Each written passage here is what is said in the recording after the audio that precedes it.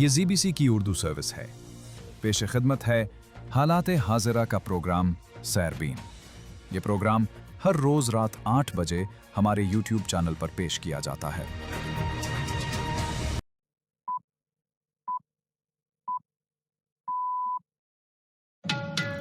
आज जुमेरात है और जुलाई की 23 तारीख। ZBC सैरबीन से मैं हूं जावेद चौधरी। दिल्ली में तलबा एहतजाज पर क्रैकडाउन, खवातीन पर तशद्दुद की वीडियोस वायरल, सोनम वांगचुक की हुकूमत से मफाहमत की अपील, मोदी ने फास्ट ट्रैक अदालतों का ऐलान कर दिया।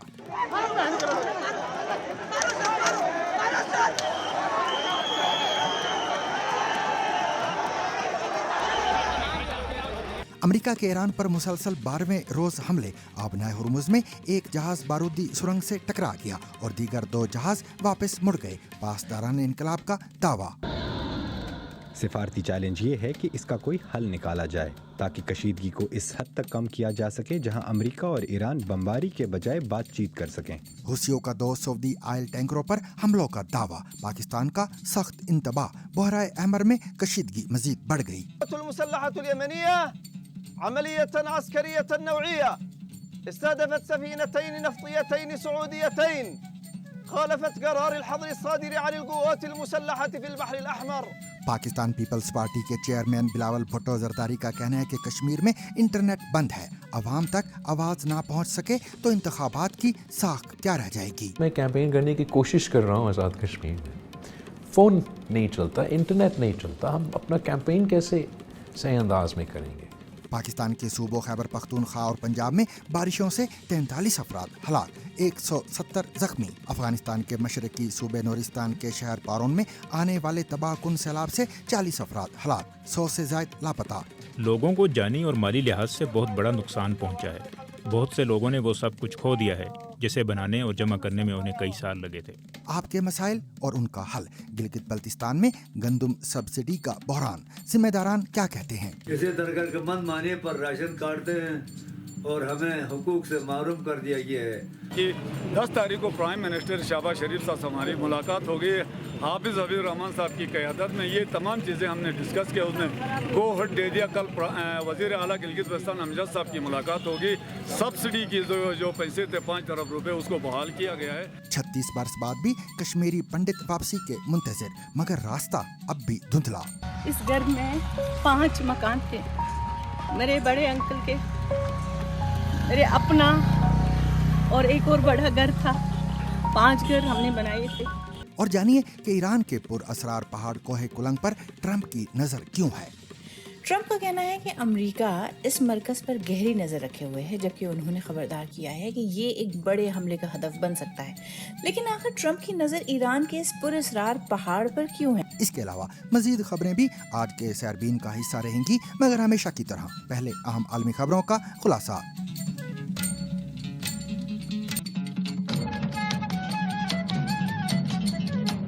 भारत के दारुल हुकूमत दिल्ली में तालीमी निज़ाम में मुबैना बदउनवानी और इम्तिहानी पर्चों के लीक होने के खिलाफ जारी तुलबा एहतजाज बदस्तूर जारी है। पार्लियामेंट की जानिब मार्च के बाद सिक्योरिटी मजीद सख्त कर दी गई है। मुतअद्दिद मुकदमात भी दर्ज किए गए हैं और मुख्तलिफ इलाकों में पुलिस और नीम फौजी एहलकार भी तैनात हैं, जबकि एहतजाजी तंजीम का कहना है कि मुतालबात पूरे होने तक तहरीक जारी रहेगी। मजीद तफसील शकील अख्तर से। लॉकडाउन के बाद जो है दोबारा जंतर मंतर पे काफ़ी भीड़ बढ़ती जा रही है और ये जो नौजवान जो वहाँ बैठे हैं उनका ये दावा है कि अगर हुकूमत ने उनकी बातें ना मानी तो ये तादाद जो है वो लाखों तक पहुंच जाएगी। एक तरफ इनकी जो है चल रही है तहरीक और दूसरी जानिब अपोजिशन ने काफ़ी ज़बरदस्त जो है हुकूमत पर दबाव बना रखा है। पार्लियामेंट के अंदर भी मुजाहरे हुए हैं और अपोजिशन ने ये क्लियर कर दिया है कि जब इस मामले पर कोई बात तब तक नहीं हो सकती जब तक कि एजुकेशन मिनिस्टर इस्तीफा ना दें। हुकूमत ने आज इन लोगों को बुलाया था, सीजेपी के रहनुमाओं को बुलाया था, लेकिन सीजेपी के रहनुमाओं का कहना है कि पिछली मुलाकात में उन्हें कई घंटे तक बाहर खड़े रहना पड़ा था। अब उन्होंने कहा है कि अगर कोई बातचीत होगी तो न्यूट्रल वेन्यू पे होगी, जंतर मंतर के नजदीक होगी। तो फिलहाल इस मरहले पर हुकूमत अगरचे कोशिश कर रही है कि बातचीत का रास्ता खोले, बातचीत के लिए थोड़ा सा झुकी है, लेकिन अभी फिलहाल बहुत ज्यादा पेशरफ्त होती हुई नजर नहीं आ रही है। एहतजाज के दौरान खवातीन मुजाहिरीन पर मुबैना तशद्दुद, लाठीचार्ज और सादा लिबास में एहलकारों के ताकत के इस्तेमाल करने की वीडियोस भी सोशल मीडिया पर वायरल हुई हैं। ताहम इन वीडियोस की आज़ादाना तस्दीक नहीं हो सकी। दिल्ली पुलिस का मौक़िफ़ है कि मुजाहिरीन ने तशद्दुद, पथराव और सरकारी इमलाक को नुकसान पहुंचाने की कोशिश की, जिसमें 118 पुलिस एहलकार जख्मी हुए, जबकि तकरीबन 60 मुजाहिरीन जख्मी और 70 अफराद को हिरासत में लिया गया है। उधर मारूफ माहिर तालीम और समाजी कारकुन सोनम वांगचुक ने हुकूमत हिंद से अपील की है कि एहतजाज में शरीक नौजवानों के खिलाफ कोई इंतकामी या कानूनी कार्रवाई न करने की वाज़ेह यकीन दहानी कराई जाए। वांगचुक ने कहा है कि अगर हुकूमत तुलबा के तहफ़्फ़ुज़ की ज़मानत दे और मुज़ाकरात का रास्ता इख्तियार करे तो वो अपनी भूख हड़ताल ख़त्म करने पर आमादा हैं। मैं सरकार से विनती करता हूँ कि वो और ऐसे ताकत बल का प्रयोग न करें बच्चों पर, और दूसरी बात उन पर आरोप और FIR जिससे कि उन्हें सताया जा सके जेल या पुलिस द्वारा, ये न करने की मुझे आश्वासन चाहिए। दूसरी जानिब वज़ीर आज़म नरेंद्र मोदी ने इम्तिहानी पर्चों के लीक होने में मुलव्वस अफराद के खिलाफ फौरी कार्रवाई के लिए फास्ट ट्रैक अदालतें कायम करने का ऐलान करते हुए कहा है कि नौजवानों के मुस्तकबिल से खेलने वालों को किसी सूरत माफ़ नहीं किया जाएगा। मज़ीद तफसील गाफिरा कादर से। दिल्ली के जंतर मंतर पर कॉकरोच जनता पार्टी यानी CJP का एहतजाज बदस्तूर जारी है और मुजाहरे में शिरकत के लिए अब भी बड़ी तादाद में लोग यहां पहुंच रहे हैं। इनमें ऐसे बहुत से नौजवान भी शामिल हैं जो परसों उस वक्त ज़ख्मी हो गए थे जब वो मुंतज़मीन की कॉल पर पार्लियामेंट की जानिब मार्च करने की कोशिश कर रहे थे और पुलिस ने उन्हें रोकने के लिए कार्रवाई की। इलाके में इंतहाई सख्त सिक्योरिटी के इंतजामात किए गए हैं और दिल्ली मेट्रो ने मरकज़ी दिल्ली के 16 मेट्रो स्टेशन मुकम्मल या जुज़वी तौर पर बंद कर रखे हैं। CJP का इल्ज़ाम है कि पुलिस ने मुजाहिरीन के खिलाफ बेजा ताकत का इस्तेमाल किया और कार्रवाई के दौरान पैलेट गन से भी फायरिंग की गई, लेकिन दिल्ली पुलिस ने इन तमाम इल्ज़ामात को मुस्तरद करते हुए कहा है कि पैलेट गन्स के इस्तेमाल की खबरें बिल्कुल गलत और गुमराहकुन हैं और सिर्फ नज़्म व ज़ब्त बरकरार रखने के लिए ज़रूरी इक़दामात किए गए। मुजाहरे में शिरकत के लिए आने वाले ज़ख्मी नौजवानों ने BBC से बात करते हुए कहा, जो जख्म दिल्ली पुलिस ने 20 तारीख को हम छात्रों को दिए ना, वो इतिहास में काले अक्षरों में लिखे गए हैं और आने वाले टाइम में मोदी सरकार को गिराने के लिए काफ़ी हैं। CJP के बानी अभिजीत दीपके ने सोशल मीडिया प्लेटफॉर्म X पर एक पैगाम में उन लड़कियों का जिक्र किया है जो पुलिस की कार्रवाई के जद में आए। अभिजीत दीपके ने लिखा, मैं अपने तमाम सपोर्टर्स खास तौर पर उन लड़कियों से माफ़ी मांगता हूं जिन्हें मर्द पुलिस एहलकारों ने बेरहमी से मारा। हम इससे बेहतर कर सकते थे। पुलिस के मुताबिक 20 जुलाई के एहतजाज के बाद 70 अफराद को हिरासत में लिया गया था और 100 से ज़्यादा पुलिस एहलकार और तकरीबन 60 मुजाहिरीन जख्मी हुए, लेकिन मुंतज़मीन के मुताबिक जख्मी होने वाले मुजाहिरीन की तादाद कहीं ज़्यादा है। पुलिस की कार्रवाई का मामला आज सुप्रीम कोर्ट में भी उठाने की कोशिश की गई, लेकिन अदालत ने इस सिलसिले में फौरी समाअत की दरख्वास्त कबूल नहीं की। चीफ जस्टिस ऑफ इंडिया ने वीडियो सबूत देखने की दरख्वास्त पर भी मजीद गौर से इनकार कर दिया। दूसरी जानिब कल शाम राहुल गांधी और अपोजिशन के कई दूसरे रहनुमाओं ने वजीर आजम की रिहाइशगाह के बाहर धरना दिया, लेकिन बाद में उन्हें हिरासत में ले लिया गया। कांग्रेस का कहना है कि वो वजीर तालीम धर्मेंद्र प्रधान, वजीर आजम मोदी और वजीर दाखिला अमित शाह के इस्तीफों के मुतालबे के लिए अपनी मुहिम जारी रखेंगे। पहला धर्मेंद्र प्रधान और अमित शाह का रेजिग्नेशन, दूसरा कि स्टूडेंट्स को जिन्होंने मारा है, जिन्होंने ह्यूमिलिएट किया है, उन पर एक्शन लिया जाए और जो भी स्टूडेंट्स पर केसेस हैं उनको हटाया जाए। फाइनली पूरी ऑपोजिशन चाहती है कि ये जो इशू है देश का सबसे बड़ा इशू है, इस पे कल लोकसभा में, राज्यसभा में डिबेट हो और हम अपनी बात रख सकें। मेरा मोदी जी से एक सजेशन है, एज LOP, कल जो हुआ, जो आपकी सरकार ने, आपके होम मिनिस्टर ने किया, उसके लिए आप देश के स्टूडेंट से माफी मांगिए। लेकिन हुकूमत का इल्ज़ाम है कि सियासी जमातें अपने मकासद के लिए नौजवान तलबा का इस्तेमाल कर रही हैं।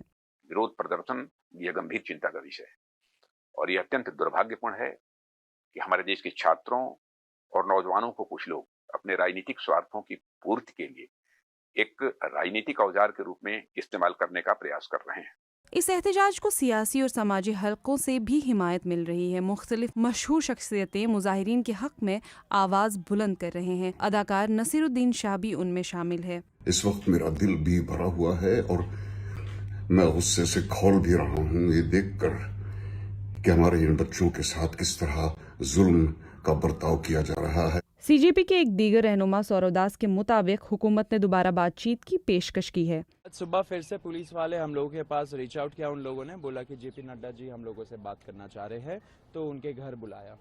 हमने सरासर मना कर दिया कि हम लोग किसी के घर नहीं जा रहे, हम लोग किसी के ऑफिस नहीं जाएंगे।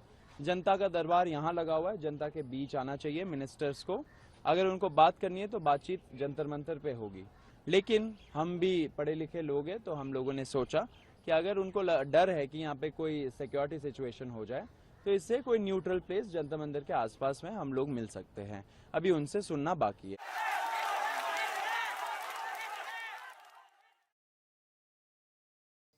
अमरीकी फौज ने ईरान पर मुसलसल 12वें रोज भी फिजाई हमले जारी रखे हुए बहरी तनसीबात, मिसाइल और ड्रोन ज़खायर, साहली निगरानी के मराकज़ और फिजाई दिफाई निज़ाम को निशाना बनाने का दावा किया है। अमरीकी सेंट्रल कमांड यानी सेंटकॉम के मुताबिक इन कार्रवाइयों का मकसद ईरान की बहरी हमलों की सलाहियत को महदूद करना है। जबकि बहरी नाकाबंदी के दौरान 9 तिजारती जहाज़ों का रुख मोड़ा गया और एक जहाज़ को नकारा बनाया गया है। दूसरी जानब ईरान ने खबरदार किया है कि उसकी तनसीबात पर किसी भी हमले का सख्त और फैसलाकुन जवाब दिया जाएगा। ईरानी वज़ीर ख़ारिजा अब्बास अराग़ची ने कहा है कि ईरान के खिलाफ किसी भी जाहिरियत का भरपूर रद्द-ए-अमल दिया जाएगा। जबकि पार्लियामेंट के स्पीकर मोहम्मद बाकिर गालिबाफ ने कहा कि अब नए हुर्मुज़ की सूरत हाल अब जंग से पहले जैसी नहीं रहेगी। उधर पासदारान इनकलाब ने उर्दन में अमरीकी फौजी अड्डों को मिसाइलों और ड्रोन से निशाना बनाने और अमरीकी फौजी साजो सामान तबाह करने का दावा किया है। पासदारान इनकलाब ने यह भी दावा किया है कि अब नए हुर्मुज़ में एक जहाज़ बारूदी सुरंग से टकरा गया और दीगर 2 जहाज़ वापस मुड़ गए। ताहम इन दावों की आज़ाद ज़राए से तस्दीक नहीं हो सकी और न ही अमरीका या उर्दन ने इसकी तस्दीक की है। उधर ईरानी वजारत सेहत के मुताबिक हालिया अमरीकी हमलों में अब तक 53 अफराद हलाक और 590 जख्मी हो चुके हैं। जबकि अमरीकी सदर डोनाल्ड ट्रंप ने खबरदार किया है कि अगर ईरान आबनाए हुर्मुज़ में किसी बहरी जहाज को निशाना बनाता है तो अमरीका ईरानी बुनियादी ढांचे पर मजीद हमले करेगा। मजमूई सूरत हाल की तफसील समीद ककरो से। अब खतरा ये है कि जंग दोबारा उसी शिद्दत पर ना पहुंच जाए जिस पर वो मार्च में पहुंची थी। सिफारती चैलेंज ये है कि इसका कोई हल निकाला जाए ताकि कशीदगी को इस हद तक कम किया जा सके जहां अमेरिका और ईरान बमबारी के बजाय बातचीत कर सकें। फिलहाल हालात उम्मीद अफजा नजर नहीं आ रहे। एक और मिहाज खुल रहा है। यमन में ईरान के इत्तेहादी हूथी आबनाए बाबल मंदब को बंद करने की धमकी दे रहे हैं। ये बहीराए अहमर का वो रास्ता है जिसे सऊदी अरब उस तेल की बरामद के लिए इस्तेमाल करता है जिसे ईरान आबनाए हुर्मुज़ से गुजरने नहीं देता। इससे हूथियों और सऊदियों और शायद अमरीकियों के दरमियान एक नई जंग छिड़ सकती है। हमारा हूथियों के साथ कोई मसला नहीं रहा है। एक तवील अरसे से उनका हमारे साथ कोई मसला नहीं रहा है। मुझे लगता है कि अगर ऐसा कुछ होता है तो हमें बस उनसे निपटना पड़ेगा। ईरान ने उर्दन में एक अमरीकी बेस पर हमला किया जिसमें 2 अमरीकी फौजी हलाक और कई जख्मी हुए। ये इस बात की अलामात हो सकती हैं कि अमेरिका अपने इंटरसेप्टर मिसाइल्स का इस्तेमाल कम कर रहा है क्योंकि वो पहले ही बहुत से मिसाइल्स इस्तेमाल कर चुका है। आबनाए हुर्मुज़ को दोबारा खोलने के लिए मुज़ाकरात नाकाम होने के बाद ईरान पर अमरीकी हमले दोबारा शुरू हो गए। फरवरी के आखिर में अमेरिका और इजराइल के हमले के बाद ईरान ने आबनाए हुर्मुज़ को बंद कर दिया था। पहले चंद दिनों तक अमेरिका ने ज़्यादातर साहिल के साथ वाक़े बंदरगाहों और फौजी अड्डों पर हमले किए। इसके अलावा उन अहदाफ पर हमले किए गए जो अमेरिका ने मिसाइल्स और ड्रोन लॉन्चर्स बताए। तकरीबन एक हफ्ते रात के वक्त फ़िज़ाई हमलों के बाद उन्होंने अहम बुनियादी ढांचे जैसे कि पुलों और ट्रांसपोर्ट नेटवर्क को निशाना बनाया।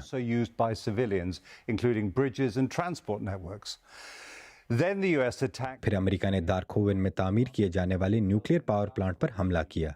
اقوام متحدہ کے انسپیکٹرز کا کہنا ہے کہ اس میں کوئی نیوکلیئر مواد موجود نہیں تھا اور گزشتہ چند دنوں میں حملے ملک کے اندرونی حصوں تک پھیل گئے، جن میں تہران کے قریب فوجی اڈے بھی شامل ہیں۔ اس نئی کارروائی کے دوران ایسا پہلی بار ہوا ہے۔ اب صدر ٹرمپ کا کہنا ہے کہ اگلا نشانہ نتانز کے قریب پکیکس ماؤنٹن ہو سکتا ہے۔ اسرائیل کا دعویٰ ہے کہ ایران نے یہاں نیوکلیئر ہتھیار بنانے میں استعمال ہونے والا سامان منتقل کیا ہے۔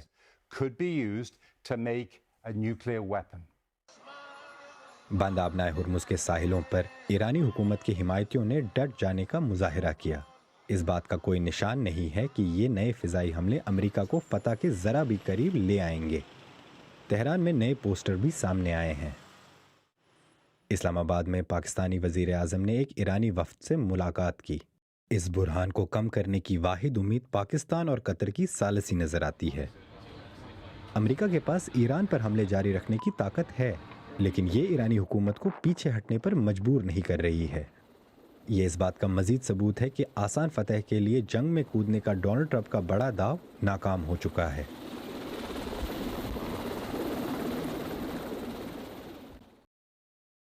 یمن کے ایران نواز حوثیوں نے دعویٰ کیا ہے کہ انہوں نے بحیرہ احمر میں 2 سعودی آئل ٹینکروں کو میزائلوں اور ڈرون سے نشانہ بنایا ہے۔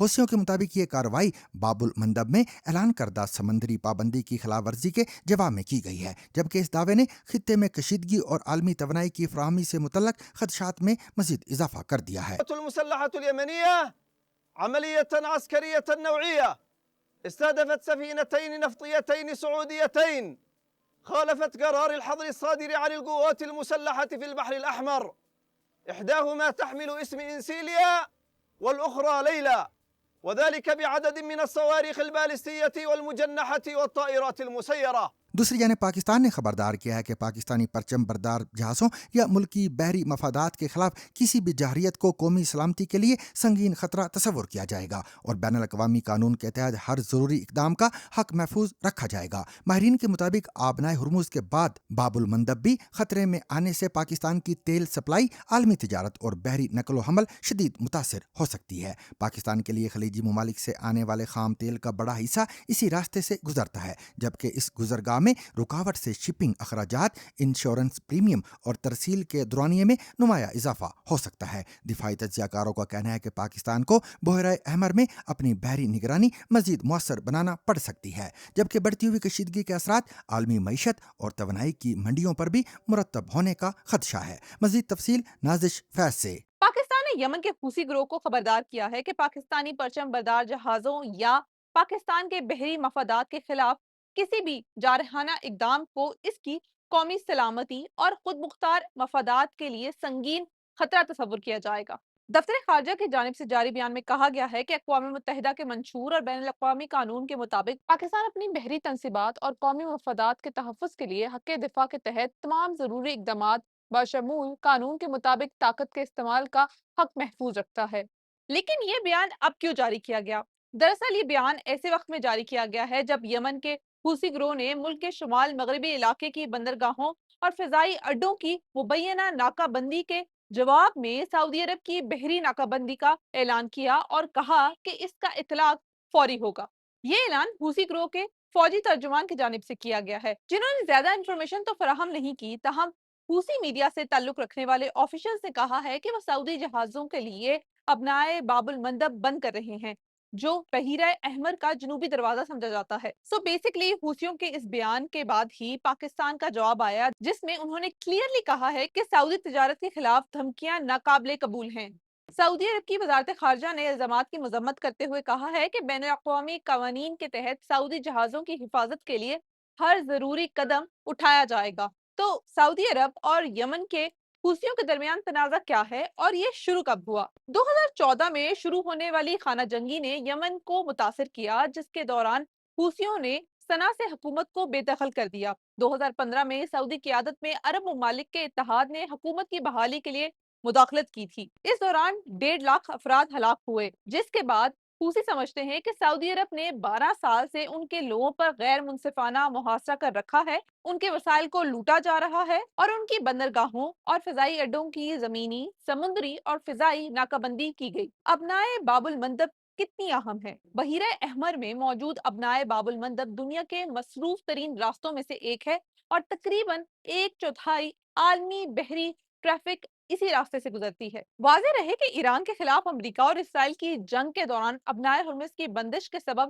تیل کی ترسیلات کے لیے بحیرہ احمر سعودی عرب کے لیے اہمیت اختیار کر گیا تھا۔ امریکی انرجی انفارمیشن ایڈمنسٹریشن کے مطابق روزانہ تقریباً 50 لاکھ بیرل تیل جو کہ مشرق وسطیٰ اور ایشیائی ممالک سے آتا ہے اور مغرب کی جانب جاتا ہے اسی ابنائے سے گزرتا ہے۔ اس کے علاوہ LNG کی 8% ترسیل بھی اسی راستے سے ہوتی ہے۔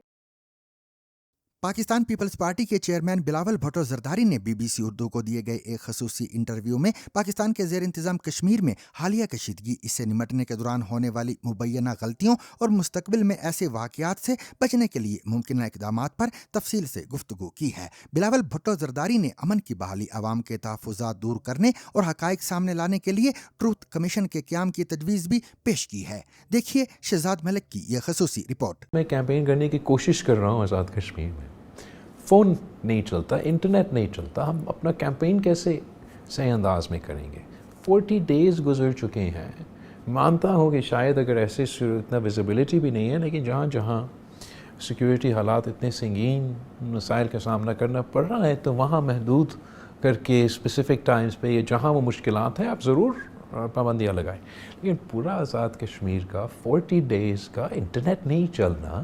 12 سیٹوں کا معاملہ تھا اور اس حوالے سے مختلف کمیٹیاں بھی بنائی گئیں، جس میں پھر یہ تاثر یہ دیا گیا کہ جو موجودہ قانون ساز اسمبلی ہے اسی سے اس کو منظور کروایا جائے گا، تو اس کو موقع پر ایڈریس کیوں نہیں کیا گیا؟ موقع پر ایڈریس کرنا چاہیے تھا۔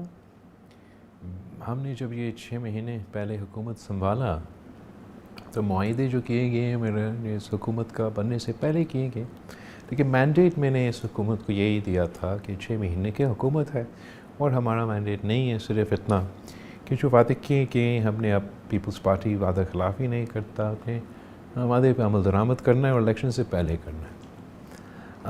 ان وعدے میں سے صرف 12 سیٹوں والی بات نہیں تھی، وہ کافی ایشوز تھے جو پاکستان پیپلز پارٹی کے آزاد کشمیر حکومت کے ساتھ یا ان کے ڈومین میں یا ان کے اختیار میں یا ان کے پاس جو بھی وہ کر سکتے تھے انہوں نے اپنے حد تک 100% وہ کر لیے تھے۔ جو ایشوز رہتے تھے کوئی بات چیت کرنے کا کوشش کی جا رہا تھا، وہ بات چیت کامیاب نہیں ہو سکا۔ جب میں پہنچا تھا آزاد کشمیر چند دن پہلے تو یہ پروٹیسٹرز کی طرف سے مجھے ایک خط ملا، اس خط کے جواب میں میں نے ایک تجویز پیش کی کہ بشرط یہ کہ تمام فریقین، ریاست آزاد کشمیر، ریاست پاکستان اور یہ احتجاج کرنے والے اس بات کو مان لیں، مجھے ایک راستہ نظر آ رہا ہے جس سے ہم اس وقت وقتی طور پہ ابھی حالات کو فوری طور پہ نارملسی کی طرف، جس مشکل میں آزاد کشمیر کے عوام ہیں ان کو اس مشکل سے تو فوری طور پہ نکالیں اور ایک فورم ایسا اسٹیبلش ہو جو تمام مسائل کو ایڈریس بھی کر سکتے ہیں، اور امید یہ کہ ہم اس کنکلوژن پہ پہنچیں جہاں ہر مہینے بعد، ہر 2 مہینے بعد ایسے صورتحال نہ پیدا ہو۔ میں سمجھتا ہوں کہ یہ ٹروتھ کمیشن بن جائیں، سچ کا کمیشن بن جائیں، جب تک اگر یہ ساری بات سائڈز مانیں تو یہ کمیشن کی اپنی رپورٹ آنے تک یہ احتجاج والے بھی دھرنا بند کرے، اٹھے اور احتجاج نہ کریں، اور ہم وفاق سے، حکومت سے ریکویسٹ کریں گے کہ جو مزید کارروائی ہے وہ جب تک رپورٹ کا فائنل نہیں آتا تب تک آپ کوئی مزید کارروائی نہ کریں۔ جہاں پر اتنا زیادہ ٹرسٹ ڈیفیسٹ ہو تو آپ کو لگتا ہے کہ اس حالات میں اس طرح کا کمیشن بنانے کا کوئی فائدہ ہوگا؟ ہم ایسے فورم چاہتے ہیں جو ان ایشوز کو ایڈریس کر سکیں۔ میرے ذہن میں یہ ٹروتھ کمیشن کی کانسیپٹ آتا ہے، اگر احتجاج کرنے والے یا وفاقی حکومت میں کوئی دوسرا رائے، کوئی دوسرا طریقہ کار ہے، وہ ہم اپنانے کے لیے تیار ہیں۔ اب اس کے علاوہ میں تو یہ سمجھتا ہوں کہ جو اپروچ ہے وہ ایسے نہیں ہو سکتا، نہ احتجاج کرنے والوں سے، نہ ریاست پاکستان سے، کہ اگر آپ نے احتجاج کرنے والوں نے ریاست کشمیر کو یا ریاست پاکستان کو ہم سمجھتے ہیں ہم غلط ہیں, ہمیں کوئی احتجاج ہمارے خلاف کرنا ہے, ہمیں سبق سکھانا ہے, تو سبق آپ نے ہمیں تھوڑی سکھائی. سزا آپ نے, ہمارا غلطی ہے, مان لیتا ہوں ریاست آزاد کشمیر کا غلطی ہو, بھلے 6 مہینے کا حکومت جو بھی, میرا غلطی ہوگا, ریاست پاکستان کا غلطی ہوگا, اس کا سزا آپ کشمیری کو سنا رہے ہیں. ویسے ہی میرا زور یہی رہا ہے ریاست پاکستان کے ساتھ کہ جو آپ کا کاؤنٹر ہو, جو آپ کا جواب ہو, یا اگر آپ نے کسی کو کوئی اگر سزا, اگر ہم ناراض ہیں, ہم سمجھتے غلط ہے جو یہ سب کچھ ہوا احتجاج کرنے والوں کی طرف سے, تو یہ سزا بھی صرف ان کو اٹھانا چاہیے جو کہ گناہ گار ہیں. مثلا میں کیمپین کرنے کی کوشش کر رہا ہوں آزاد کشمیر میں, فون نہیں چلتا, انٹرنیٹ نہیں چلتا, ہم اپنا کیمپین کیسے صحیح انداز میں کریں گے؟ 40 days گزر چکے ہیں. مانتا ہوں کہ شاید اگر ایسے اتنا ویزیبلٹی بھی نہیں ہے, لیکن جہاں جہاں سیکیورٹی حالات اتنے سنگین مسائل کا سامنا کرنا پڑ رہا ہے, تو وہاں محدود کر کے اسپیسیفک ٹائمز پہ, یا جہاں وہ مشکلات ہیں, آپ ضرور پابندیاں لگائیں. لیکن پورا آزاد کشمیر کا 40 days کا انٹرنیٹ نہیں چلنا, اور بلا وجہ ایک اجتماعی سزا کا ایک پیغام دیا جا رہا ہے. جیسے FCR کے زمانوں میں قبائلی علاقوں میں FCR ہوتا تھا.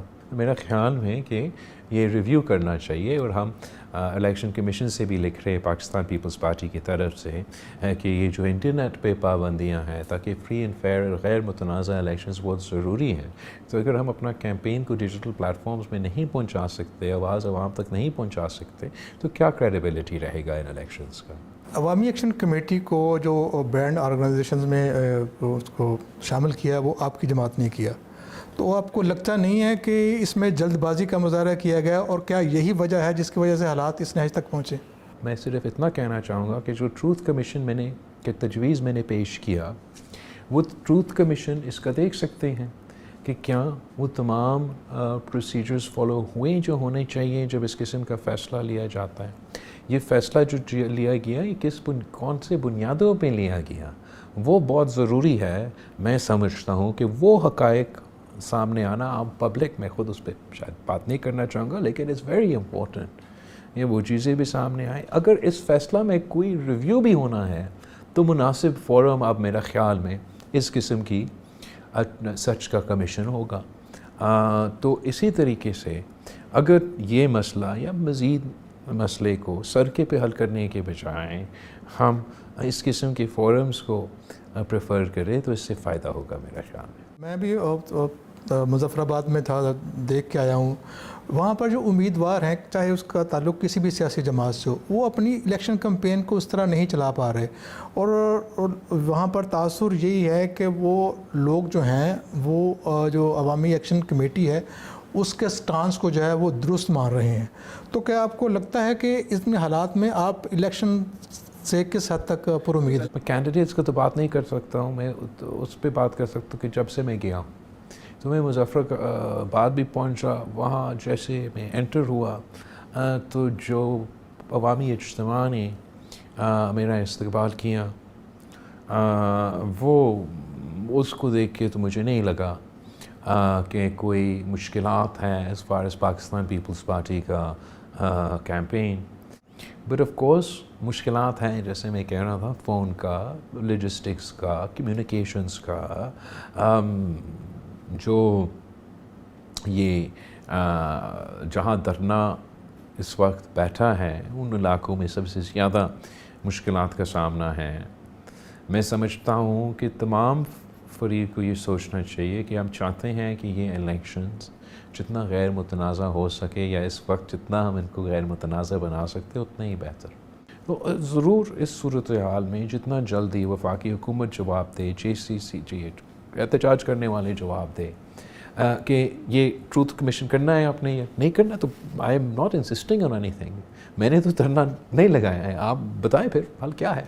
یہ تو حل نہیں ہے کہ حالات ایسے بگڑے ہوئے ہو کہ دھرنا کی وجہ سے فوڈ سپلائز بھی نہ پہنچا سکے, دوائیاں مشکل سے پہنچ سکے, فیول مشکل سے پہنچ رہے ہو, اور پھر پابندیاں کی وجہ سے وہ انٹرنیٹ نہ چل سکے. ایسے تو نہیں چل سکتے. ریاست جو ہے وہ انیشیٹو کیوں نہیں لیتی؟ کیونکہ آپ فیڈرل گورنمنٹ میں اس حکمراں جماعت کے الائی ضرور ہیں، تو آپ لوگ جو ہیں اس کو کیوں نہیں کہتے گورنمنٹ کو کہ بھائی بجائے اس کے کہ کوئی عام بندہ یا پرائیویٹ اپنی کیپیسٹی میں جائے، تو آپ لوگ یہ انیشیٹو کیوں نہیں لیتے؟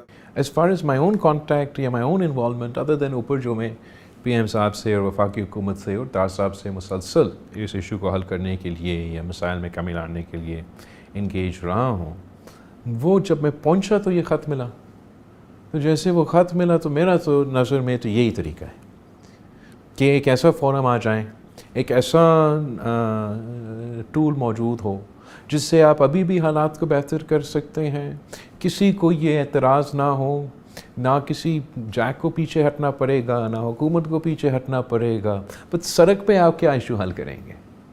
لوگوں کو مسائل میں ڈال کے لاشیں گرا کے اس کا اگر آپ نے حل نکالنا ہے تو وہ ایک اسمبلیز الیکشن سے بھرتے ہیں، الیکشنز 27 جولائی میں ہیں، وقتی طور پہ آپ نے یہ تمام ایشوز کو ایسے ایڈریس کرنا ہے جس سے آپ عام پبلک کے سامنے کے بجائے آپ ایک ایسا بھروسہ کرنے والا کمیٹی کو یہ ذمہ داری دیں کہ وہ تحقیقات کرے، وہ ایشوز کا حل نکالیں، تو وہ بھی ہمارے پاس فارمولا موجود ہے۔ آخری سوال گلگت بلتستان سے متعلق ہے، وہاں پر آپ کی گورنمنٹ ہے، وہاں کی اسمبلی نے ایک قرارداد پاس کی ہے جس میں کہا گیا ہے کہ اس کو انٹرم عبوری صوبہ جو ہے وہ آئینی حقوق، جی آئین، تو آپ کیا سمجھتے ہیں کہ یہ ٹھیک ہے؟ اور ایسا علاقہ جس کو ایک کنٹروورشل ہے دنیا میں، تو اس میں اس طرح کی چیزیں ہو سکتی ہیں کیا؟ آپ کشمیر کوز کو کوئی نقصان پہنچائے بغیر ان علاقوں کے عوام کو مزید حقوق دلوا سکتے ہیں اور دلوانا چاہیے، یہ ان کا مطالبہ ہے۔ تب سے لے کے آج تک یہ دونوں علاقے ایسے ہیں جو انشاءاللہ پہ چل رہے ہیں کہ آپ ایک دن بنیں گے، اینڈ اس ایک دن تک انتظار کرتے کرتے ان کا وہ حقوق نہیں ہے، ہر فورم سے وہ ایکسکلوڈڈ ہے، نہ وہ سی سی آئی میں ہے، نہ وہ این ایف سی میں ہے، نہ وہ نیشنل اسمبلی میں ہے، نہ وہ سینیٹ آف پاکستان میں ہے۔ خدا نہ خواستہ کہ ہم آزاد کشمیر کے کوز کو، کشمیر کا کوز کا کوئی نقصان پہنچائے، لیکن اس میں کوئی کانٹرڈکشن ہے کہ ہم کہیں کہ جب تک ان کا رائے شماری نہیں ہوا، جب تک ہم یہ جنگ نہیں جیتتا، جب تک ہم مکملی طور پہ عالمی سطح پہ حق حاکمیت کے جدوجہد نہیں جیتتے، کہ ہم پاکستان میں مزید حقوق نہیں دلوا سکتے ہیں۔ گلگت بلتستان میں تو دیو میڈ اپ دے مائنڈ وہ حق حاکمیت کے جو وہاں نعرہ ہیں، جو پیپلز پارٹی کا منشور کا حصہ ہے، کسی عوامی ایکشن کمیٹی کا بننے یا کام کرنے سے پہلے انہوں نے اس پہ دس از دیئر ڈیمانڈ کہ عبوری صوبہ، عبوری نمائندے، آبزرور کا نام دیں، لیکن ہم این ایف سی میں بیٹھنا چاہتے ہیں، ہم سی سی آئی میں بیٹھنا چاہتے ہیں، اور ہاں ہم نیشنل اسمبلی اور سینیٹ آف پاکستان میں بیٹھنا چاہتے ہیں۔ آزاد کشمیر میں بھی یہ جو 1947 سے لے کے آج تک ہم سمجھتے ہیں کہ ہم جو نیا نسل ہے ان کو بھی پرانا تنخواہ پہ چلا سکیں گے، کہ یہی آپ کا سلسلہ چلتا رہے گا، آپ کا کوئی صحیح نہیں ہوگا، آپ کا مسائل ہوں گے، آپ کے ایشوز ہوں گے۔ ڈو وی تھنک کہ یہ جو ان کا بجلی کے جو ڈیم سے جو ڈیم بنانے کے وقت جو وعدے کیے گئے اور پورا نہیں ہوئے، یہ کسی جیک کا ایشو نہیں ہے، یہ کشمیر کا تو ایشو ہے نا، باقاعدہ ان کا ایشو ہے۔ اگر ان کو یہ لگ رہا ہے کہ ان کے الیکشنز آدھا سے زیادہ یا آدھا سے تھوڑا کم اپنے علاقے میں نہیں کہیں اور ہو رہے ہیں، اور ان کی نمائندگی میں کوئی بہتری کی، تبدیلی کے اصلاحات کیا جائے جس سے یہ امپریشن نہ جائے کہ کشمیر کا فیصلہ کہیں اور ہو رہا ہے اور کشمیر کا فیصلہ کشمیری ہی کرے گا، تو I don't think there is any thing wrong with that. Pakistan میں مانسون بارشوں اور فلیش فلڈ نے خیبر پختونخوا اور پنجاب میں بڑے پیمانے پر جانی و مالی نقصان پہنچایا ہے۔ خیبر پختونخوا کے صوبائی ڈیزاسٹر مینجمنٹ اتھارٹی یعنی PDMA کے مطابق 19 جولائی سے اب تک مختلف حادثات میں 22 افراد ہلاک اور 23 زخمی ہوئے ہیں، جبکہ 37 گھروں کو نقصان پہنچا، جن میں 8 مکمل طور پر منہدم ہو گئے ہیں۔ دوسری جانب پنجاب PDMA کے مطابق 25 جون سے 22 جولائی تک بارشوں سے متعلق مختلف حادثات میں 21 افراد جان کی بازی ہار گئے، جبکہ 154 افراد زخمی ہوئے ہیں۔ صوبے میں 38 گھروں کو نقصان پہنچا، جن میں 37 جزوی اور 1 مکمل طور پر تباہ ہوا۔ PDMA نے شہریوں کو غیر ضروری سفر سے گریز، ندی نالوں اور سیلابی ریلوں سے دور رہنے اور متعلقہ اداروں کی ہدایات پر عمل کرنے کی ہدایت کی ہے، جبکہ محکمہ موسمیات کے مطابق بعض علاقوں میں مزید بارشوں کا امکان برقرار ہے۔ अफगानिस्तान के मशरकी सूबे नूरिस्तान के शहर पारून में सैलाबी रेले से बड़े पैमाने पर तबाही हुई है। हुकाम के मुताबिक अब तक 40 अफराद हलाक हो चुके हैं, जबकि 100 से ज्यादा अफराद लापता हैं। मुकामी लोग भी इमदादी इदारों की मदद कर रहे हैं और अपने हाथों से मलबे और कीचड़ से लोगों को निकालने की कोशिश कर रहे हैं। मुकामी अफराद ने कौमी और बैनुल अक़वामी इमदादी इदारों से लाशें निकालने में मदद की अपील की है।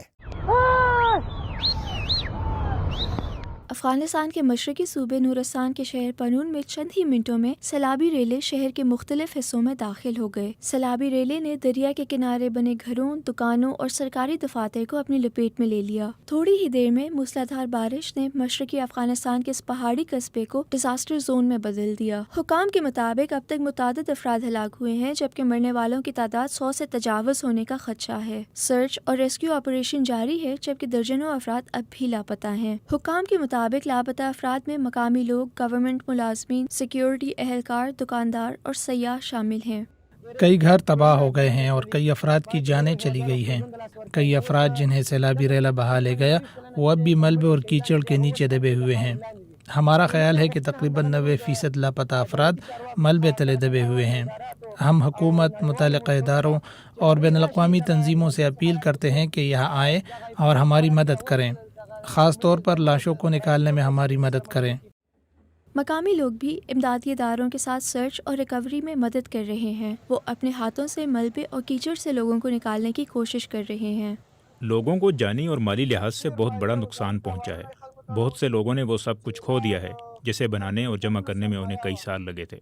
नूरिस्तान अपने पहाड़ों, घने जंगलात और दरियाओं की वजह से एक मशहूर सयाहती मकाम है। सैलाब दिन के वक्त आया जब बाजारों में लोग मसरूफ थे और हुकूमती दफातर खुले थे। अफगानिस्तान को इस साल पहले ही तबाहकुन सैलाबों के सिलसिले का सामना रहा है। अप्रैल में शदीद बारिशों और सैलाब के बायस तकरीबन 150 अफराद हलाक हुए थे, जबकि मई में आने वाले एक और सैलाब में तकरीबन 2 दर्जन अफराद हलाक हुए। कमजोर बुनियादी ढांचों और ज्यादातर मिट्टी से बने घर मकामी आबादी को शदीद मौसमी हालात और अचानक आने वाले सैलाबों के लिए ज्यादा गैर महफूज बनाते हैं। अफगानिस्तान के लिए बैनुल अक़वामी इमदाद में नुमाया कमी के बायस आफात से निपटने के प्रोग्राम्स को भी शदीद माली किल्लत का सामना है, जिसके बायस कुदरती आफात की सूरत में मकामी आबादी मजीद खतरात से दोचार हो जाती है।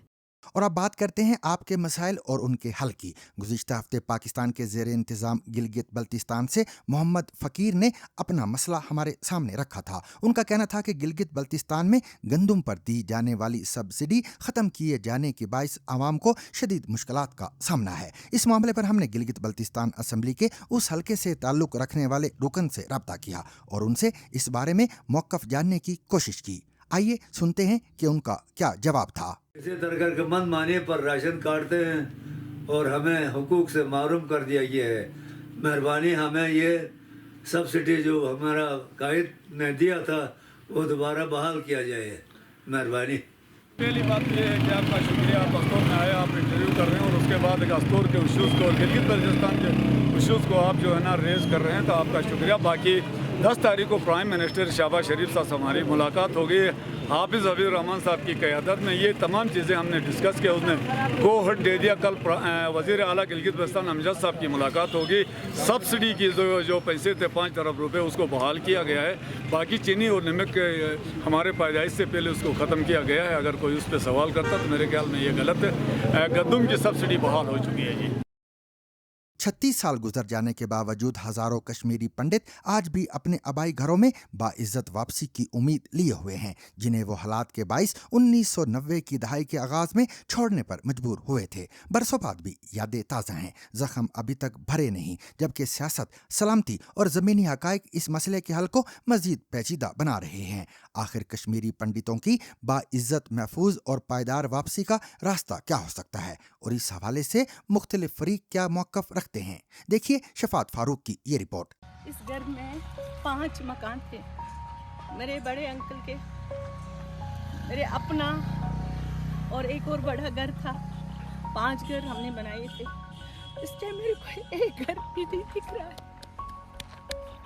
ये हमारी पुरन है जहाँ पे हमारा मकान था, तो ये 36 साल पहले हम यहीं रहते थे, तो अब तो ये डैमेज हो गया है, लेकिन हम कोशिश कर रहे हैं हम ये दोबारा बनाएंगे।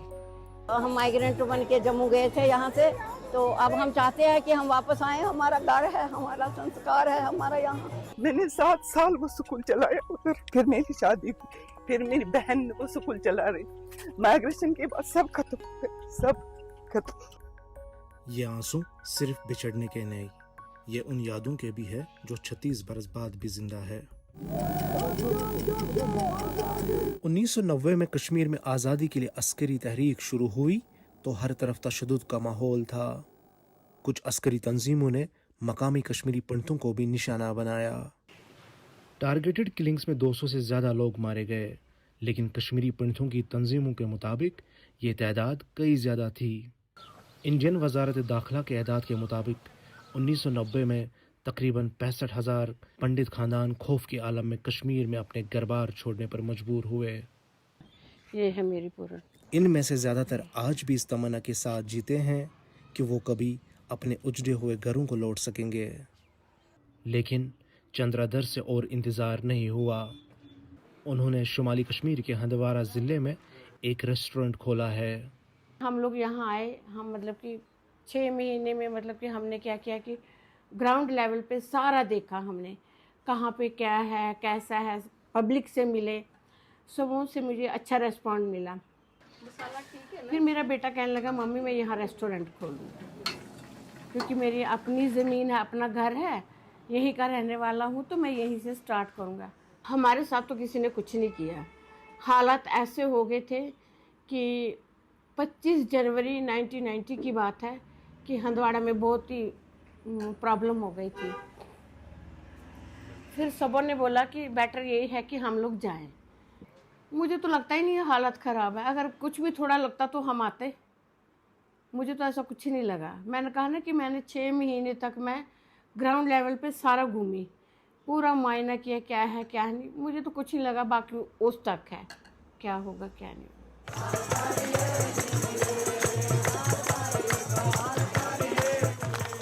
ये माता खीर भवानी का मंदिर है। हर साल यहाँ हजारों कश्मीरी पंडित अकीदतमंद दर्शन के लिए आते हैं, लबों पर एक ही दुआ और दिल में एक ही तमन्ना लेकर कि बस किसी तरह अपने घरों को लौट सके। लेकिन वापसी की राह आसान नहीं है। हम तो बोल रहे हैं कि हमें आज नहीं तो कल भेज दो, हमें यहाँ रहने का इंतजाम करके हमें भेज दो। हम हाथ जोड़ते हैं, माफी मांग के कहते हैं कि हमारा जो तन मन धन है, हम बोलते हैं हम यहाँ त्यागें, हम वहाँ नहीं रहना चाहते। ईरान के एक दूर उफ्तादा और पुरअसरार पहाड़ कोहे कुलंग का नाम एक बार फिर आलमी तवज्जो का मरकज बन गया है। अमेरिकी सदर डोनाल्ड ट्रंप का कहना है कि अमेरिका इस पहाड़ पर गहरी नजर रखे हुए है और जरूरत पड़ने पर यह एक बड़े अमेरिकी हमले का हदफ भी बन सकता है। लेकिन आखिर इस पहाड़ में ऐसा क्या है कि इसे ईरान की अस्करी हिकमत अमली का अहम तरीन मुकाम समझा जा रहा है? क्या यहाँ खुफिया फौजी तनसीबात मौजूद हैं या ईरान के हसास जोहरी और मिसाइल प्रोग्राम से इनका कोई ताल्लुक है? अगर इस मुकाम को निशाना बनाया जाए तो ईरान की दिफाई सलाहियतों पर इसके क्या असरात मुरत्तब हो सकते हैं? आइए जानते हैं जीबीसी रीड्स में समरा फातिमा से। अमरीकी सदर डोनाल्ड ट्रंप ने ईरान के खिलाफ अपनी धमकियों में एक ऐसे मुकाम का जिक्र किया है जो दीगर जौहरी तनसीबात के मुकाबले में निस्बतन कम मारूफ है, कोहे कुलंग। ट्रंप का कहना है कि अमेरिका इस मरकज पर गहरी नजर रखे हुए है, जबकि उन्होंने खबरदार किया है कि ये एक बड़े हमले का हदफ बन सकता है। लेकिन आखिर ट्रंप की नजर ईरान के इस पुरअसरार पहाड़ पर क्यों है? क्या ट्रंप इसे तबाह कर भी सकते हैं? और अगर यहाँ हमला हुआ तो इससे ईरान को कितना नुकसान हो सकता है? मैं हूँ समरा फातिमा और मुझसे आज सुनिए इसी बारे में सहाफ़ी रजा सब्ती की ये तहरीर। कोहे कुलंग असल में एक ज़ेर ज़मीन कॉम्प्लेक्स है जो नतान्स के जौहरी तनसीबात के करीब वाक़ है। अमरीकी हुक्काम ने वॉल स्ट्रीट जर्नल को बताया कि इस कॉम्प्लेक्स पर हमला ईरान के खिलाफ फौजी कार्रवाई के मुमकिन ऑपरेशन में शामिल है। अलबत्ता उन्होंने ये वाज़ेह नहीं किया कि किसी मुमकिन हमले की सूरत में असल हदफ क्या होगा, क्या यही कॉम्प्लेक्स होगा। ईरान का मौक़िफ़ ये है कि इस कॉम्प्लेक्स को नतान्स में वाक़ जदीद सेंट्रीफ्यूज असम्बली सेंटर के मुतबादिल के तौर पर तामीर किया गया, जो 2020 में एक मुबैना तखरीब कारी के वाक़े में नुकसान का शिकार हुआ था। تاہم سرنگوں کے غیر معمولی گہرائی، کمپلیکس کے ممکنہ حجم اور بین الاقوامی جوہری توانائی ایجنسی یعنی IAEA کے معائنہ کاروں کو رسائی نہ ملنے کے باعث یہ قیاس آرائیاں زور پکڑ گئی ہیں کہ کوہ کلنگ میں صرف سینٹریفیوج اسمبلی ہی نہیں بلکہ اس سے ہٹ کر دیگر سرگرمیاں بھی انجام دی جا سکتی ہیں۔ دوسری جانب ایران کے انتہائی افزودہ یورینیم کے ذخائر کے مستقبل سے متعلق حساس سوالات میں بھی اس کمپلیکس کا نام سامنے آیا ہے۔ گزشتہ موسم گرما میں امریکہ اور اسرائیل کی جانب سے نتانز، فردو اور اصفہان میں حملوں کے بعد سے ایران کے 60% افزودہ یورینیم کے ذخائر کے مقامات اور حالت کے بارے میں شکوک و شبہات پائے جاتے ہیں۔ مغربی حکام اور تجربہ کار اس امکان کا جائزہ لیتے رہے ہیں کہ شاید حساس مواد یا بعض آلات حملوں سے پہلے یا بعد میں نئی زیر زمین تنصیبات میں منتقل کر دیے گئے ہوں۔ ان ممکنہ مقامات میں کوہ کلنگ کا نام بھی لیا جاتا ہے، البتہ اس بات کے حق میں کوئی ٹھوس ثبوت موجود نہیں ہے کہ یورینیم یا متعلقہ مواد کو اس مقام پر منتقل کیا گیا ہو۔ ماہرین کے مطابق اس کمپلیکس کی اہمیت اس کے محل وقوع، گہرائی، اس کے بارے میں محدود معلومات اور اس ممکنہ صلاحیت کی وجہ سے ہے جو یہ مستقبل میں ایران کے جوہری پروگرام کو فراہم کر سکتا ہے۔ آئیے آپ کو بتاتے ہیں کہ کلنگ کا پہاڑ کہاں ہے اور اسے کیوں بنایا گیا۔ کلنگ پہاڑ یا کلنگ گزلا پہاڑ صوبہ اصفہان میں نتانز جوہری کمپلیکس سے تقریباً 2 کلومیٹر جنوب اور تہران سے 220 کلومیٹر جنوب میں واقع ہے۔ کوہ کلنگ، جسے مغربی ذرائع ابلاغ میں پکیکس ماؤنٹین بھی کہا جاتا ہے، تقریباً 1608 میٹر بلند ہے۔ اس نسبتاً نئے زیر زمین کمپلیکس کی تعمیر 2 جولائی 2020 کو نتانز کے جدید سینٹریفیوج اسمبلی مرکز میں ہونے والے دھماکے کے بعد شروع ہوئی۔ ایرانی حکام نے نتانز کے واقعے کو تخریب کاری قرار دیا تھا، جبکہ مختلف رپورٹس میں اس کا ذمہ دار اسرائیل کو ٹھہرایا گیا، اگرچہ اسرائیل نے باضابطہ طور پر اس کی ذمہ داری قبول نہیں کی۔ چند ماہ بعد ایران کے اس وقت کے سربراہ جوہری توانائی ادارہ علی اکبر صالحی نے اعلان کیا کہ ایران نتانز کے قریب ایک پہاڑ کے اندر زیادہ جدید، بڑا اور جامع متبادل مرکز تعمیر کرے گا۔ یہ منصوبہ پہلی بار 2020 میں موسم خزاں میں سیٹلائٹ تصاویر کے ذریعے نمایاں ہوا، جن میں زمین کی تیاری، سڑکوں کی تعمیر اور معاون تنصیبات پر ابتدائی کام دکھائی دیا۔ سن 2021 سے کھدائی کا کام تیزی سے آگے بڑھا اور سرنگوں کے دہانے، پہاڑی سے نکالی گئی مٹی اور پتھروں کے ڈھیر زیادہ واضح ہونے لگے۔ سیٹلائٹ کی تصاویر اگر دیکھی جائیں تو ان سے معلوم ہوتا ہے کہ پہاڑ کے مشرقی اور مغربی جانب دو داخلی دہانے موجود ہیں، جبکہ جنوبی حصے میں ایک اضافی راستہ یا داخلی مقام بھی دکھائی دیتا ہے۔ تاہم ابھی یہ واضح نہیں ہے کہ آیا یہ تمام سرنگیں ایک ہی مرکزی حصے سے منسلک ہیں یا الگ الگ حصوں پر مشتمل ہیں۔ Institute for science and international security کے مطابق مشرقی داخلی دہانوں اور پہاڑی خط الراس کے درمیان بلندی کا فرق تقریباً 145 میٹر ہے، جبکہ مغربی دہانوں اور چوٹی کے درمیان یہ فرق تقریباً 100 میٹر بنتا ہے۔ ماہرین کے مطابق یہ فرق زیر زمین متعدد سطحوں کی موجودگی کا اشارہ ہو سکتا ہے۔ البتہ اندرونی نقشوں یا براہ راست رسائی کے بغیر سرنگوں اور ہالز کی حقیقی گہرائی کا تعین ممکن ہے نہیں۔ ادارے کے 2022 کے اندازوں کے مطابق اگر خط الراس کے نیچے صرف ایک مرکزی ہال بھی تعمیر کیا گیا ہو تو اس کا قابل استعمال رقبہ 5000 مربع میٹر سے زیادہ ہو سکتا ہے، جو نتانز کے تباہ شدہ سینٹریفیوج اسمبلی مرکز سے بڑا ہوگا۔ یہ اندازے پہاڑ کی ساخت، سرنگوں کی ممکنہ لمبائی اور کھدائی کے حجم کی بنیاد پر لگائے گئے ہیں، نہ کہ اندرونی حصے کے براہ راست مشاہدے کی بنیاد پر۔ سن 2024 میں مشرقی ڈھلوانوں پر ایسی سرگرمیاں دیکھی گئیں جنہیں تجزیہ کاروں نے ممکنہ طور پر ہواداری کی نالیوں یعنی وینٹیلیشن پائپس، بجلی کی ترسیل یا کیبل بچھانے کے نظام سے جوڑا۔ کسی گہری زیر زمین صنعتی تنصیب، خصوصاً اگر اس میں سینٹریفیوج نصب ہو، اس کو مستحکم بجلی، درجہ حرارت کے مؤثر کنٹرول، مناسب ہواداری اور ہنگامی اخراج کے راستوں کی ضرورت ہوتی ہے۔ تاہم سطح پر نظر آنے والے ڈھانچوں کے اصل مقصد یا استعمال کی آزادانہ تصدیق نہیں ہو سکی۔ سن 2025 میں کمپلیکس کے حفاظتی انتظامات میں مزید توسیع کی گئی۔ Centre for strategic and international studies کے مطابق 12 روزہ جنگ کے بعد جون سے ستمبر 2025 کے دوران تقریباً پورے کمپلیکس کے گرد حفاظتی دیوار تعمیر کی گئی، جبکہ مشرقی، مغربی اور جنوبی داخلی راستوں پر بھی تعمیراتی سرگرمیاں جاری رہیں۔ ادارے نے نتیجہ اخذ کیا کہ جون کے حملوں کے بعد ایران نے اس مقام تک رسائی پر کنٹرول مزید سخت کر دیا۔ اسی دوران ایران نے مختلف مراحل میں داخلی راستوں کی مضبوطی میں اضافہ کیا۔ سن 2025 کے موسم گرما میں مشرقی داخلی راستوں میں سے ایک کے حفاظتی حصے کو مٹی اور پتھروں سے ڈھانپ دیا گیا، جبکہ اپریل 2026 کی سیٹلائٹ کی تصاویر سے یہ ظاہر ہوتا ہے کہ دونوں مشرقی داخلی راستوں پر بھی جزوی طور پر مٹی ڈالی گئی تھی۔ ادارے کے مطابق غالباً امکان یہ ہے کہ یہ اقدامات گاڑیوں کی آمد و رفت محدود کرنے کے لیے کیے گئے، تاہم داخلی راستوں کو مکمل طور پر بند نہیں کیا گیا۔ 9 جون 2026 کی سیٹلائٹ کی تصاویر سے ظاہر ہوتا ہے کہ مغربی داخلی راستے بدستور کھلے تھے اور وہاں رسائی ممکن تھی۔ ادارے کی تازہ ترین تشخیص کے مطابق یہ کمپلیکس ابھی مکمل طور پر فعال دکھائی نہیں دیتا اور اس کی تعمیر اور تکمیل کا کام بدستور جاری ہے۔ تو اب بات کرتے ہیں کہ کلنگ کے پہاڑ کے اندر کیا ہو رہا ہے۔ سرکاری سطح پر ایران کا موقف وہی ہے جس کا وہ پہلے ہی اعلان کر چکے ہیں کہ جدید سینٹریفیوج کی تیاری اور اسمبلی۔ منصوبے کے آغاز کا وقت، اس کا محل وقوع اور اس وقت کے سربراہ جوہری توانائی ادارہ علی اکبر صالحی کے بیانات اس موقف کی تائید کرتے ہیں۔ اس تناظر میں سینٹریفیوج اسمبلی کی سرگرمیوں کو زمینی تنصیبات سے منتقل کر کے پہاڑ کے اندر گہرائی میں قائم کرنا، نتانز میں تخریب کاری اور ممکنہ فضائی حملوں کے خطرات کے مقابلے میں ایک منطقی حفاظتی اقدام دکھائی دیتا ہے۔ تاہم کمپلیکس کے ممکنہ حجم اور ساخت نے ماہرین کو اس کے دیگر ممکنہ استعمال پر بھی غور کرنے پر مجبور کیا ہے۔ ایک ممکنہ منظرنامہ یہ ہے کہ یہاں جدید سینٹریفیوج پر مشتمل ایک محدود افزودگی یونٹ قائم کیا جائے۔ نئی نسل کے سینٹریفیوج زیادہ علیحدگی یعنی سیپریشن کی صلاحیت رکھتے ہیں، جس کے باعث ان کی نسبتاً کم تعداد بھی محدود جگہ میں زیادہ افزودہ یورینیم کی قابل ذکر مقدار تیار کر سکتی ہے۔ Institute for science and international security کے مطابق پہاڑ کے اندر تخمینہ شدہ دستیاب جگہ ایسے یونٹ کے قیام کے لیے کافی ہو سکتی ہے، تاہم اب تک ایسی کوئی مصدقہ شہادت سامنے نہیں آئی ہے جس سے یہ ثابت ہو سکے کہ وہاں سینٹریفیوج آبشار نصب کی جا چکی ہیں۔ ایک اور منظرنامہ سینٹریفیوج پرزوں، حساس آلات یا ایندھن کے چکر سے متعلق مواد کے ذخیرے کا ہے۔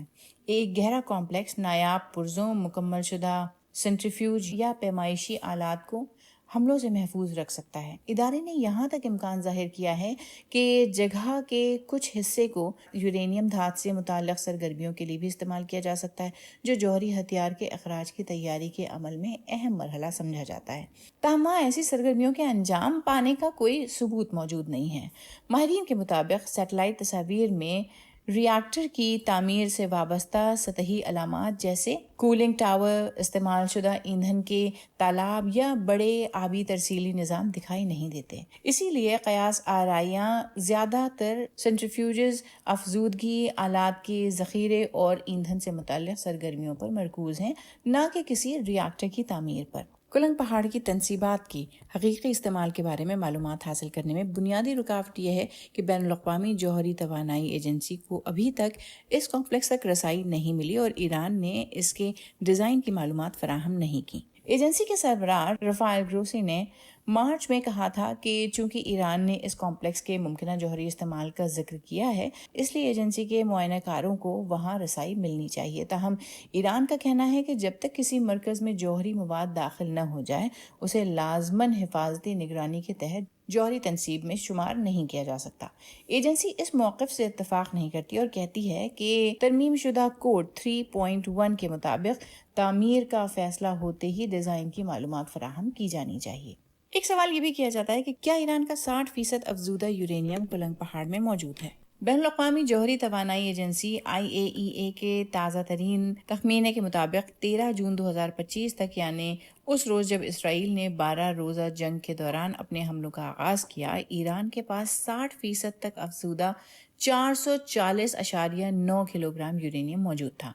افزودگی کی یہ سطح ہتھیار سازی کے لیے درکار 90% درجے سے کم ہے، تاہم تکنیکی اعتبار سے اسے جوہری ہتھیاروں کے معیار تک پہنچانے کے لیے نسبتاً محدود اضافی افزودگی درکار ہوتی ہے۔ البتہ جوہری ہتھیار کی تیاری صرف افزودہ یورینیم پر منحصر نہیں ہوتی اور اس کے لیے اضافی تکنیکی، صنعتی اور انجینئرنگ مراحل بھی درکار ہوتے ہیں۔ سن 2025 کے حملوں سے قبل ایجنسی जानती थी कि ईरान का ज़्यादातर 60% अफजूदा यूरेनियम फर्दों और नतान्स की तनसीबात में तैयार किया जाता था। ताहम ज़रूरी नहीं था कि ये तमाम मवाद उन्हीं मुकामात पर ज़ख़ीरा भी किया जाता हो। 12 रोज़ा जंग से पहले एजेंसी अस्फ़हान की जौहरी तनसीबात को जौहरी मवाद के अहम ज़ख़ीरा मराकज़ में शामिल करती थी और उनकी खुसूसी निगरानी भी की जाती थी। ताहम हमलों और मुआयनेकारों की रसाई मुनक़ता होने के बाद इन ज़ख़ायर के एक हिस्से के बारे में गैर यकीनी सूरत हाल पैदा हो गई। एजेंसी के डायरेक्टर जनरल रफ़ाए ग्रूसी ने रवां साल कहा था कि इदारे का अंदाज़ा है कि ईरान के 60% अफजूदा यूरेनियम में से 200 किलोग्राम से ज़्यादा मुमकिन तौर पर अब भी अस्फ़हान के ज़ेर ज़मीन कॉम्प्लेक्स में मौजूद है, अगरचे रसाई न होने के बायस उस तखमीने की आज़ादाना तस्दीक मुमकिन नहीं है। इसी दौरान अपनी गैर मामूली गहराई, मजबूत हिफाजती इंतजामात, फ़िज़ाई हमलों के मुकाबले में निस्बतन ज़्यादा मुज़ाहमत और बैनुल-अक़वामी मुआयनाकारों की अदम रसाई के सबब कलिंग पहाड़ भी उन मकामात में शामिल हो गया जिनके बारे में ईरान के जौहरी मवाद और हसास आलात के मुमकिना मकाम से मुताल्लिक़ क़यास आराइयाँ सामने आईं। अलबत्ता ना तो एजेंसी की किसी सरकारी रिपोर्ट, न किसी शायदशुदा इंटेलिजेंस दस्तावेज और ना ही किसी काबिल तस्दीक तस्वीर से ये इशारा मिलता है कि ईरान ने अपना 60% अफजूदा यूरेनियम कलिंग पहाड़ को मुंतकिल किया है। Centre for strategic and international studies के मुताबिक मुस्तकबिल में इस कॉम्प्लेक्स को हसास जौहरी मवाद या अहम आलात की महफूज ज़ख़ीरा गाह के तौर पर इस्तेमाल किया जा सकता है। ताहम इस हवाले से फ़िलहाल कोई अवामी सबूत मौजूद नहीं है। और अब एक अहम सवाल, क्या अमेरिका इसे तबाह कर भी सकता है? कुलंग पहाड़ की गहराई उसे ज़मीनी इमारतों या निस्बतन कम गहराई में कायम ज़ेर ज़मीन तनसीबात के मुकाबले में कहीं ज़्यादा मुश्किल हदफ बनाती है। अमेरिका माजी में GBU-57 बंकर शिकन बम इस्तेमाल कर चुका है। ये तकरीबन 13.6 टन वज़नी हथियार है जिसे धमाके से कबल मिट्टी, चट्टान और मजबूत कंक्रीट की मुतअद्दिद तहों में नफूज के लिए तैयार किया गया है। ताहम किसी ऐसे हमले की कामयाबी मुतअद्दिद अवामिल पर मुनहसर होती है जिनमें चट्टानों की साख्त, हदफ की हकीकी गहराई, बम के ज़रबी ज़ाविये और ज़ेर ज़मीन तनसीब की अंदरूनी तरतीब के बारे में दस्तयाब मालूमात शामिल है। मिसाल के तौर पर फर्दो तनसीब के बारे में अमेरिका और इसराइल ने बरसों के दौरान सुरंगों, दाखिली रास्तों, हवादारी के निज़ाम और ज़ेर ज़मीन हॉलों से मुताल्लिक़ तफसीली मालूमात जमा की थी। इसके बरअक्स कुलंग पहाड़ के अंदर ढांचे के बारे में अवामी सतह पर बहुत कम मालूमात दस्तयाब है। मैसाचुसेट्स इंस्टीट्यूट ऑफ टेक्नोलॉजी से वाबस्ता जौहरी अमूर के मुहक्किक और बैनुल-अक़वामी जौहरी तवानाई एजेंसी में अमेरिका के साबिक़ सफारतकार मैथ्यू बेन ने वॉल स्ट्रीट जर्नल को बताया कि अमेरिका कलिंग पहाड़ी पर हमले से वही नताइज हासिल होने की तवक्को नहीं कर सकता जो फर्दो मामले में मुमकिन समझे जाते थे, क्योंकि ये कॉम्प्लेक्स ज़्यादा गहरा है और इसके अंदरूनी नक्शे के बारे में मालूमात बहुत महदूद है। माहिरीन का ये कहना है कि गहरी ज़ेर ज़मीन तनसीबात में सुरंगों के दहाने, रसाई के रास्ते, बिजली की फराहमी और हवादारी के निज़ाम अमूमन मरकज़ी ज़ेर ज़मीन हिस्सों के मुकाबले में ज़्यादा कमज़ोर साबित होते हैं। इसीलिए किसी हमले का मकसद ज़रूरी नहीं ज़ेर ज़मीन हॉलों को बराह रास्त तबाह करना हो। ऐसी कार्रवाई दाखिली रास्तों और मावन इंफ्रास्ट्रक्चर को निशाना बनाकर तनसीब की सरगर्मियों में खलल भी डाल सकती है, जबकि ज़्यादा गहरे हिस्से महफूज रह सकते हैं। अगर कुलंग पहाड़ के गहरे हिस्सों में जौहरी मवाद या हसास हालात महफूज हों तो फ़िलहाल ये वाज़ेह नहीं कि फ़िज़ाई हमला उन्हें मुकम्मल तौर पर तबाह करने की सलाहियत रखता है या नहीं। मज़ीद सेटेलाइट तस्वीर अब भी इस कॉम्प्लेक्स को ज़ेरे तामीर ज़ाहिर करती हैं। इस वजह से बाज़ तज्ज़ियाकारों के नज़दीक मुमकिना हमले का हदफ इसकी मौजूदा सलाहियत के बजाय वो मुमकिना किरदार हो सकता है जो ये मुस्तक़बिल में ईरान के जौहरी प्रोग्राम में अदा करेगा। और सामीन, इसके साथ ही आज का सैरबीन भी अपने इख्तिताम को पहुंचा। मुझे और मेरी पूरी टीम को कल तक के लिए इजाज़त दीजिए, लेकिन इजाज़त लेने से कबल अब तक की खास खबरें।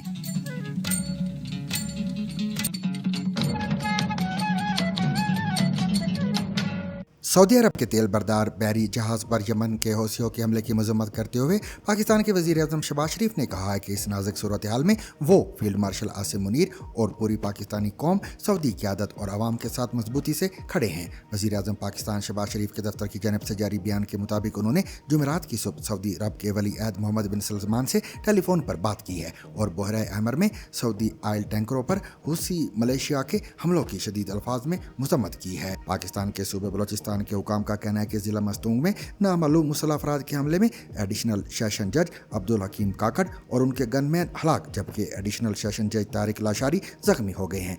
वज़ीर आला बलोचिस्तान सरफराज बुगटी ने एक बयान में कहा कि सेशन जज अब्दुल हकीम काकड़ पर हमला रियासत पर हमला है, दहशत गर्दों को हर कीमत पर अंजाम तक पहुँचाएंगे।